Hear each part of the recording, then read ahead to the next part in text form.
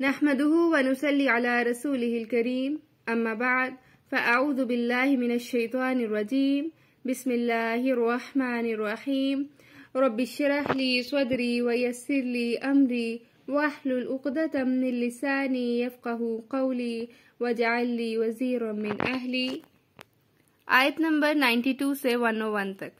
وَلَقَدْ جَاءَكُم مُوسَىٰ بِالْبَيِّنَاتِ، اور البتہ تحقیق آئے تمہارے پاس موسیٰ علیہ السلام واضح نشانیوں کے ساتھ. ثُمَّ اتَّخَذْتُمُ الْعِجْلَ، پھر تم نے بچڑے کو معبود بنا لیا. مِن بَعْدِهِ وَأَنْتُمْ ظَالِمُونَ، اس کے بعد اور تم ظالم ہو. پھر فرمایا وَإِذْ أَخَذْنَا مِيثَاقَكُمْ وَرَفَعْنَا فَوْقَكُمُ الطُّورَ. اب یہاں پر دو واقعات کا ذکر ہے. سب سے پہلے اللہ نے بیان کیا کہ تمہارے پاس یعنی بنی اسرائیل کے پاس موسیٰ علیہ السلام واضح نشانیاں لے کر آئے، لیکن انہوں نے کیا کیا؟ جب موسیٰ علیہ السلام ان کو فرعون سے نجات دلا کے صحرائے سینا میں آ گئے، آگے ایک صحرا تھا جس کا نام تھا سینا، تو وہاں پر ان کو ٹھہرنا تھا. وہاں انہوں نے کیا کیا؟ ثم اتخذتم العجل، بچڑے کو معبود بنا لیا، شرک کرنا شروع کر دیا. یہ تھا ایک واقعہ. دوسرا واقعہ ہے کہ اللہ تعالیٰ نے پھر موسیٰ علیہ السلام کو کوہ طور پر بلایا تورات دینے کے لیے، فرقان دینے کے لیے. جس وقت موسیٰ علیہ السلام کوہ طور پر تھے، اللہ تعالیٰ سے ہم کلام ہوئے تھے، وہاں پیچھے سے انہوں نے بچڑے کو معبود بنا لیا. یعنی موسیٰ علیہ السلام کی پریزنس میں ایسا نہیں ہوا تھا. جب موسیٰ علیہ السلام کوہ طور پر گئے ہوئے تھے تو وہاں پر پھر ایسا ہوا.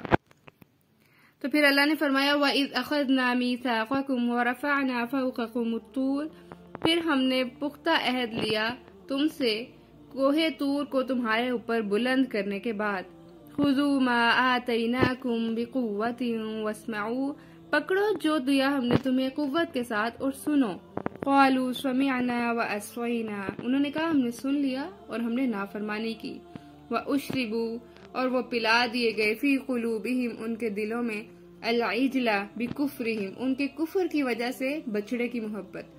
قل، کہہ دیجئے، بئس ما، کتنا برا ہے، یأمرکم بہ، اس کا جو وہ حکم دیتے ہیں، ایمانکم، ایمان تمہارا، ان کنتم مؤمنین، اگر تم مومن ہو. اب اللہ تعالیٰ نے جب انہیں فرقان عطا کی تو اللہ تعالیٰ نے کہا اس کو سن لو اور مان لو، لیکن انہوں نے کیا طریقہ اختیار کیا؟ انہوں نے کہا سمعنا وعصینا، ہم نے سن لیا لیکن ہم مانیں گے نہیں، ہم نافرمانی کریں گے. تو دراصل سننا پہلا سٹیپ ہوتا ہے، سنے بغیر عمل ناممکن ہے. اللہ تعالیٰ نے صرف کتاب کو مضبوطی سے پکڑنے کا ہی نہیں کہا بلکہ اسے غور سے سننے کا بھی حکم دیا ہے. قال سمعنا وعصینا، انہوں نے کہا ہم نے سن لیا. یہ سننا دل سے سننا نہیں تھا لیکن اندر سے ان کا کیا تھا؟ وعصینا، کہ ہم نے نافرمانی کی. یعنی جب اللہ نے انہیں حکم دیا تو انہوں نے اسے سن لیا تھا، زبان سے انہوں نے اقرار نہیں کیا تھا وعصینا، لیکن ان کے دل میں نافرمانی تھی، لہذا انہوں نے دل سے کہا کہ ہم نے نہیں مانا. پھر اللہ نے بھی کیا فرما دیا؟ وَأُشْرِبُوا فِي قُلُوبِهِمُ الْعِجْلَ بِكُفْرِهِمْ، ان کے اس کفر کی وجہ سے اللہ نے ان کے دلوں میں کیا ہوا؟ بچڑے کی محبت پلا دی گئی. تو پلا دینے کا مطلب ہے کیونکہ جو چیز پی لیتے ہیں نا اس کا اثر پورے جسم پہ ہوتا ہے. جیسا کہ اگر ہم دیکھیں کہ ہمیں بہت ٹھنڈ لگ رہی ہے تو ہم چائے پی لیں یا کوئی بھی گرم ڈرنک لے لیں تو اس سے کیا ہوتا ہے؟ پورے جسم میں ایک سکون ہو جاتا ہے. اسی طرح اگر گرمی لگ رہی ہے تو ٹھنڈا کوئی پانی وغیرہ پی لے تو اس سے کیا ہوتا ہے؟ پورے جسم پہ اس کا افیکٹ ہوتا ہے. تو اللہ تعالیٰ نے اسی طرح بچڑے کی عبادت کو یہ نہیں کہا کہ وہ ان کو دے دی گئی یا کچھ بھی، اللہ نے فرمایا وہ ان کو پلا دی گئی. اشربوا فی قلوبہم، ان کے دلوں میں پلا دی گئی. تو یعنی کہ اب ان کے پورے وجود سے اس بچڑے کی محبت کا اظہار ہو رہا ہے. تو وہ ان میں کیوں تھی؟ اس کی پہلی وجہ یہ ہے کہ اللہ تعالیٰ نے یہ بتا دیا بکفرہم، ان کے کفر کی وجہ سے. دراصل وہ زبان اعلان کافر نہیں تھے بلکہ وہ زبان سے کچھ اور کہتے تھے اور ان کے دل میں کچھ اور تھا، جیسا کہ آج کل منافقین ہیں. تو جب تک انسان دل سے اقرار نہ کرے تو حق سینے میں نہیں اترتا. جیسا کہ اقبال نے کہا زبان سے کہہ بھی دیا لا الہ الا اللہ تو کیا حاصل، جب دل و نگاہ مسلمان نہیں تو کچھ بھی نہیں. اور دوسری وجہ کہ دنیا کی محبت کی وجہ سے، آخرت سے غافل ہو جانے کی وجہ سے انہوں نے بچڑے کو معبود بنایا، کیونکہ دراصل دنیا کی محبت آخرت سے غافل کر دیتی ہے. پھر اللہ تعالیٰ نے فرمایا قُلْ بِئْسَ مَا يَأْمُرُكُمْ بِهِ ایمانکم، کتنا برا ہے جس کا ان کا ایمان انہیں حکم دیتا ہے۔ تو یعنی اگر یہ مومن ہے تو یہ کیسا ایمان ہے کہ جو اللہ کی اطاعت کے بجائے نافرمانی سکھا رہا ہے۔ یہود خود کو ایمان والا کہتے تھے، زبان سے اطاعت کا دعویٰ کرتے تھے اور دل میں بچھڑے کی محبت تھی۔ صرف زبان سے دعویٰ کافی نہیں بلکہ دل میں بھی ایمان ہونا ضروری ہے۔ پھر اللہ تعالیٰ نے فرمایا قُلْ إِن كَانَتْ لَكُمُ الدَّارُ الْآخِرَةُ عِندَ اللَّهِ خَالِصَةً مِّن دُونِ النَّاسِ فَتَمَنَّوُا الْمَوْتَ إِن كُنتُمْ صَادِقِينَ، کہہ دیجئے اگر ہے تمہارے لیے آخرت کا گھر اللہ کے پاس خاص مخصوص لوگوں کے علاوہ تو تم تمنا کرو موت کی اگر تم سچے ہو۔ یعنی اگر یہ کہتے ہیں کہ انہوں نے جنت میں ہی جانا ہے تو پھر تو دنیا کی بجائے موت کی تمنا کریں۔ یہ کہتے ہیں کہ جنت میں کوئی جا نہیں سکتا جب تک کہ وہ یہودی نہ ہو جائے، اور قرآن میں ایک جگہ آتا ہے کہ وہ لوگ کہتے ہیں کہ ہمیں آگ نہ چھوئے گی مگر چند دن۔ تو حضرت عبداللہ بن عباس رضی اللہ تعالیٰ عنہ کہتے ہیں کہ اگر وہ اس موقع پر موت کی تمنا کر لیتے تو ان میں سے ایک بھی یہودی زندہ نہ بچتا۔ تو یہ دراصل اللہ کی طرف سے ایک دھمکی آمیز سٹائل ہے کہ اگر آخرت کا گھر ان کے لیے ہے، اگر انہوں نے آخرت کی بکنگ کرائی ہوئی ہے کہ جنت انہی کے نام ہے، تو پھر وہ موت کی تمنا کریں تاکہ وہ جنت میں جائیں۔ لیکن اللہ تعالیٰ تو جانتے ہیں، اللہ تعالیٰ نے فرمایا وَلَن يَتَمَنَّوْا، اور ہرگز نہیں وہ تمنا کریں گے ابداً کبھی بھی، بما قدمت بوجہ اس کے جو آگے بھیجا ایدیہم ان کے ہاتھوں نے، واللہ علیم بالظالمین، اور اللہ خوب جاننے والا ہے ظالموں کو۔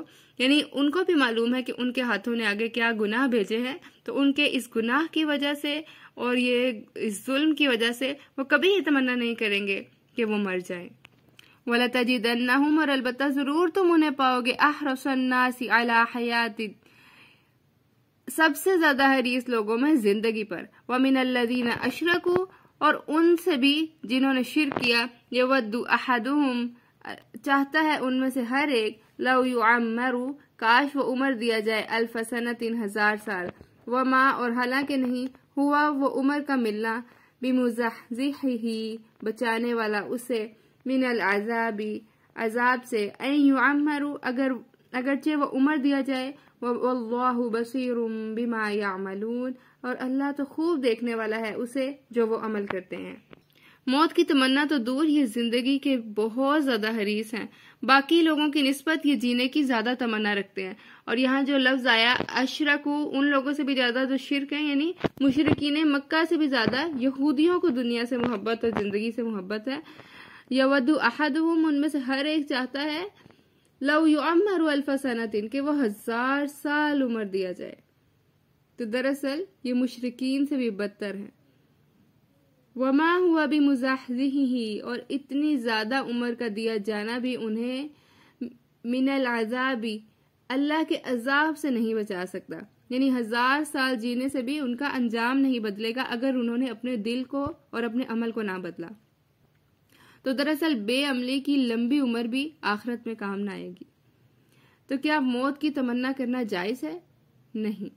زندگی کی نعمت ایک ہی بار ملتی ہے اور اس کا ہر ہر لمحہ قیمتی ہے، ہر ہر لمحہ ماضی بن رہا ہے، تو لہٰذا ہر لمحے کو ایک گولڈن چانس سمجھ کر گزاریں۔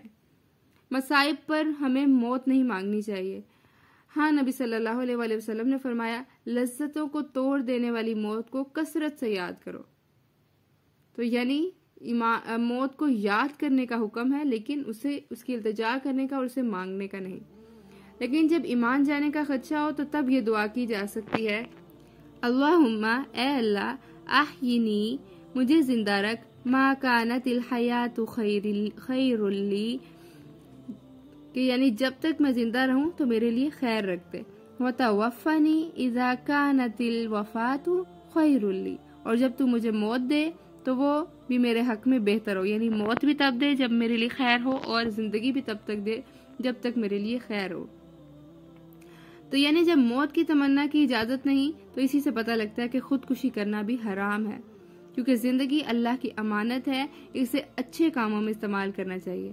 تو دراصل یہاں یہود کا ذکر ہے کہ ان کا آخرت کا عقیدہ ہی درست نہیں تھا۔ وہ تو کہتے تھے کہ ہم آخرت جو ہے اس میں ہمارے لیے جنت کے ہم حقدار ہیں، لیکن اللہ تعالیٰ کہہ رہے ہیں کہ اگر تم آخرت کے حقدار ہو تو پھر تو تمہیں دنیا کا حریص نہیں ہونا چاہیے۔ اب آگے آیت 97 سے ایک نیا باب، ایک نیا چیپٹر ان کا سٹارٹ ہو رہا ہے۔ قُلْ مَنْ كَانَ عَدُوًّا لِجِبْرِيلَ، کہہ دیجئے جو ہے دشمن جبریل کا، فَإِنَّهُ، تو بے شک وہ، نَزَّلَهُ عَلَى قَلْبِكَ بِإِذْنِ اللَّهِ، اللہ کے اذن کے ساتھ اس دل پر نازل ہوتا ہے، مصدقاً، تصدیق کرنے والا ہے، لما، اس کی جو بین یدیہ، اس سے پہلے ہے، وَہُدًى وَبُشْرًى، اور ہدایت اور خوشخبری ہے، للمؤمنین، مومنوں کے لیے۔ آئیے اس کا تھوڑا بیک گراؤنڈ دیکھتے ہیں کہ جب یہودی علماء، جن میں سے ایک کا نام ابن سوریہ تھا، وہ نبی صلی اللہ علیہ وسلم کے پاس آئے اور ان سے کچھ سوال کیے اور کہا کہ اگر آپ ہمارے ان سوالوں کا جواب دے دیں گے تو ہم ایمان لے آئیں گے۔ نبی صلی اللہ علیہ وسلم نے ان کے سوالوں کے جواب دے دیے۔ تب انہوں نے پوچھا کہ یہ آپ کو کیسے معلوم ہے؟ تو نبی صلی اللہ علیہ وسلم نے فرمایا کہ میرے پاس جبریل فرشتہ آتا ہے، اس نے مجھے ان سوالوں کے جواب بتائے ہیں۔ اس پر کہا کہ اچھا، جبریل علیہ السلام تمہارے پاس، آپ کے پاس آتے ہیں، تب تو ہم کبھی نہ مانیں گے۔ یعنی پہلے انہوں نے یہ شرط رکھی کہ اگر آپ ہمارے سوالوں کے جواب دے دیں تو پھر ہم آپ پر ایمان لے آئیں گے۔ اور جب نبی صلی اللہ علیہ وسلم نے جواب دے دیے، پھر انہوں نے پوچھا کہ یہ آپ کو کیسے معلوم ہے؟ تو انہوں نے کہا جبریل آتے ہیں۔ تو پھر انہوں نے کہا کہ اگر جبریل علیہ السلام آپ کے پاس آتے ہیں، تو جبریل علیہ السلام کا نام سن کر انہوں نے انکار کر دیا۔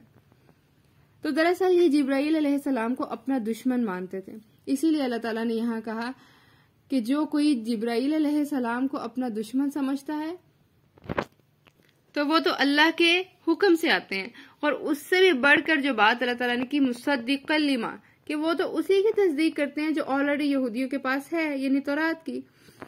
تو اگر دیکھا جائے تو جبرائیل علیہ السلام سے ان کو دشمنی کیوں تھی، وہ کیوں ان کو اپنا دشمن سمجھتے تھے؟ تو پہلی وجہ یہ تھی کہ وہ پچھلی قوموں پر عذاب لے کر آیا کرتے تھے، تو انہیں ڈر تھا کہ اگر جبرائیل علیہ السلام ہی آتے ہیں تو وہ کہیں ان پر بھی عذاب نہ لے آئیں۔ اور دوسری وجہ یہ تھی، ان کا حسد تھا کہ وہ وہی عربوں کے پیغمبر میں کیوں لے کر آ گئے، تو اس وجہ سے وہ جبرائیل علیہ السلام کو اپنا دشمن سمجھنے لگے۔ تو یہاں اللہ تعالیٰ نے ان کے اس عقیدے کی بھی تصحیح کر دی کہ وہ اپنے اذن سے نہیں بلکہ بِإِذْنِ اللَّهِ، وہ تو اللہ کے حکم سے آتے ہیں، اپنی مرضی سے تو نہیں آتے، وہ تو رب کی مرضی سے آ کر اس رب کا کلام جو ہے وہ نبی صلی اللہ علیہ وسلم کو دیتے ہیں۔ اور اگر تم اس کلام کی ڈیپتھ کو دیکھو تو مصدقا لما بین یدیہ، یہ تو تمہاری ہی باتوں کی تصدیق کر رہا ہے، یہ تو تمہارے لیے آنر ہے کہ جو آلریڈی تمہارے پاس ہے اس کی تصدیق کر رہا ہے، وَہُدًى وَبُشْرًى، اور ہدایت ہے اور خوشخبری ہے۔ لیکن یہ ہدایت اور خوشخبری کس کے لیے ہے؟ جو اس کو مان لے گا۔ مَنْ كَانَ عَدُوًّا لِلَّهِ، تو جو کوئی ہے دشمن اللہ کا، وَمَلَائِكَتِهِ، اور اس کے فرشتوں کا، وَرُسُلِهِ، اور اس کے رسولوں کا، وَجِبْرِيلَ، اور جبرائیل علیہ السلام کا، وَمِيكَالَ، اور میکائیل علیہ السلام کا، فَإِنَّ اللَّهَ عَدُوٌّ لِلْكَافِرِينَ، تو بے شک اللہ تعالیٰ پھر کافروں کا دشمن ہے۔ تو یعنی ان سب میں سے کسی کا بھی جو دشمن ہے تو اللہ تعالیٰ اس کافر کا دشمن ہے۔ تو یہود کہتے ہیں کہ میکائیل ہمارا دوست ہے، تو اللہ تعالیٰ نے فرما دیا کہ یہ سب میرے مقبول بندے ہیں، لہذا سب کی قدر کرنا ضروری ہے۔ جیسا کہ ہم کہتے بھی ہیں ہمارا ایمان ہے، آمن الرسول بما انزل الیہ من ربہ والمؤمنون، کہ ہم ایمان لاتے ہیں اس پر جو اللہ نے نازل کیا۔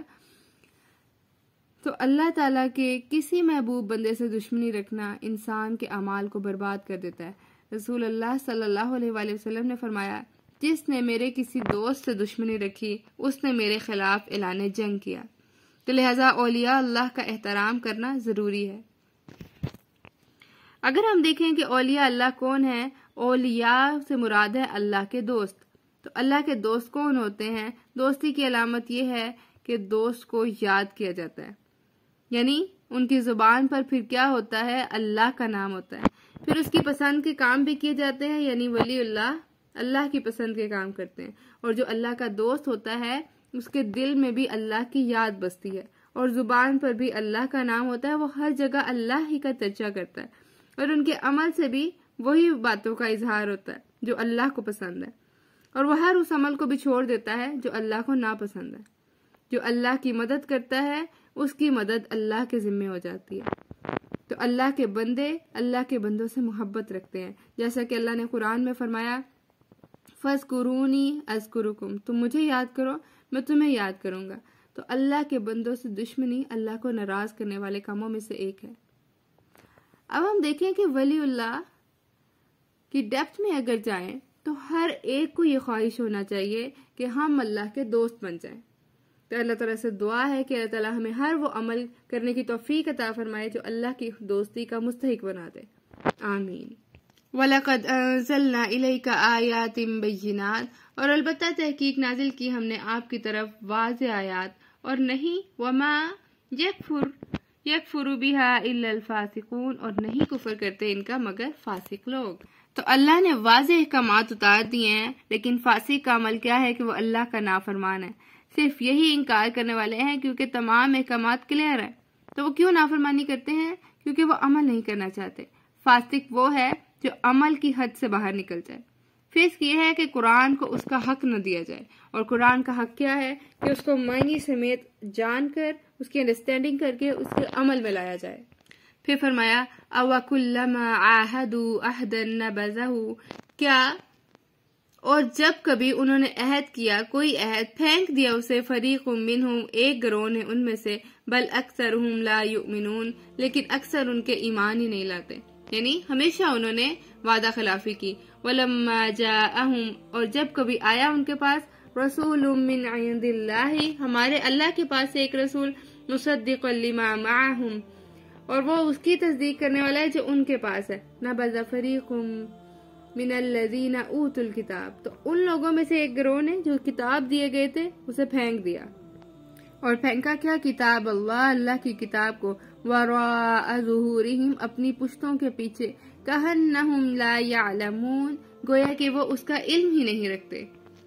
تو اگر ہم دیکھیں کہ کتاب کو پیٹھ پیچھے رکھنا کیا ہے، تو پہلی بات کہ کتاب کو بھول جانا، اسے اگنور کرنا، اور دوسری بات لا علمی کا اظہار کرنا. تو جس چیز کی اہمیت ہوتی ہے وہ آنکھوں کے سامنے ہوتی ہے. کتاب کو پیٹھ پیچھے رکھنے کی تیسری وجہ کہ ان کتاب کو ایک طرف کر دینا. اس کی ایک صورت یہ بھی ہے کہ کتاب کو ایک طرف کر دینا. تو یہ کتاب کو پیچھے پھینکنے کی ڈفرینٹ صورتیں ہیں، بیکاز انہوں نے کتاب کو یعنی قرآن مجید کو، حق کو جینوئنلی نیچے کہیں نہیں پھینکا تھا، بلکہ کیا کیا تھا، اس کے احکامات کو بھول گئے تھے، اس کو اگنور کیا تھا، لا علمی کا اظہار کیا تھا، اور کتاب کو ایک طرف کر دیا تھا اور اپنی مرضی کے کام کرتے تھے. تو دراصل یہ پرائرٹیز کی بات ہے. تو اللہ تعالیٰ نے فرمایا کأنہم لا یعلمون، کتاب پھینک کر ایسے ہو گئے ہیں کہ اس کا علم ہی نہ ہو انہیں. تو یہاں ہمیں اپنا محاسبہ کرنے کی ضرورت ہے، اپنے آپ کو چیک کرنے کی ضرورت ہے کہ آج ہم نے کتاب کو پیچھے کر دیا اور دوسری کتابوں کو آگے لے آئے. قرآن مجید کے عمل کو پیچھے کر دیا، قرآن مجید کے علم حاصل کرنے کو کس علم پر ہم نے پرائرٹائز کر دیا. تو عملی کتاب پر ہم نے کتاب کے ساتھ کیا کیا عملی طور پر. اگر ہم یہ چیک کرنا چاہتے ہیں تو سمپل لائن ہے کہ ہم یہ چیک کریں کہ ہمارے بک شیلف میں قرآن مجید کا مقام کیا ہے. یا تو بہت اونچا ہے کہ ایکسس میں ہی نہیں ہے، یا پھر وہ ہے ہی نہیں. تو اس بات کی ضرورت ہے کہ قرآن کو سامنے رکھا جائے، کیونکہ سامنے رکھیں گے تو پھر اسے بار بار اٹھائیں گے، اسے پڑھیں گے، اس کو جاننے کی کوشش بھی کی جائے گی. دنیا کے امتحان میں کامیابی کے لیے کتاب پڑھنے کی ضرورت ہے، اسی طرح آخرت کی کامیابی کے لیے بھی کتاب پڑھے بغیر نہیں مل سکتی. تو قرآن ہماری ایکسس میں ہو تاکہ ہم اسے پڑھیں. نبذ فریق ظہورہم، اس کو اس طرح کے گروہ میں شامل نہ ہو جائے جنہوں نے ان کو غیر اہم سمجھ کر پیچھے پھینک دیا تھا. اور اللہ نے کیا فرمایا؟ ایسا پھینکنا کہ کتاب کو پہچانتے ہی نہ ہو. تو اگر اس کو دیکھا جائے تو کیا ہم کتاب کو پہچانتے ہیں؟ کیا کتاب کی تلاوت ہو رہی ہو، قرآن مجید کی کوئی آیت کی تلاوت پڑھی جا رہی ہو تو کیا ہمیں معنی سمجھ آتا ہے؟ اور اگر سمجھ آتا ہو تو کیا وہ ہمارے عمل میں موجود ہے؟ اس بات پر اپنا انالیسس کرنے کی بہت زیادہ ضرورت ہے کہ ہم قرآن کو اس کے معنی اور فہم سمیت ڈیپتھ میں سمجھیں. تو اللہ تعالیٰ سے دعا ہے کہ اللہ تعالیٰ ہمیں باعمل مسلمان بنائے. وآخر دعوانا عن الحمد للہ رب العالمین. آمین.